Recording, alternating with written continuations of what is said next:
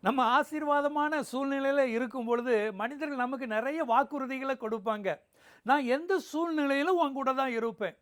என்னுடைய உயிரே போனாலும் நான் உனக்காக எத வேணாலும் செய்வேன்ப்பா. இப்படிலாம் வாக்குறுதி கொடுப்பாங்க. ஆனா, பிரச்சனைகள், கஷ்டங்கள், நெருக்கடிகள், போராட்டங்கள்லாம் வந்துருச்சுன்னு பார்த்துக்கிடுங்களேன், யாரையும் உங்களுடைய கண்ணுல பார்க்கவே முடியாது. எல்லாம் பறந்து போயிருவாங்க. நிக்க மாட்டாங்க. ஆனால் நம்மை உருவாக்கின, நம்மை படைத்த, நம்மை நேசிக்கிற ஆண்டவராகிய இயேசு கிறிஸ்து நமக்கு என்ன வாக்குறுதி கொடுக்கிறார்? இதோ உலகத்தின் முடிவு பரியந்தம் சகல நாட்களிலும் நான் உங்களுடனே கூட இருக்கிறேன்.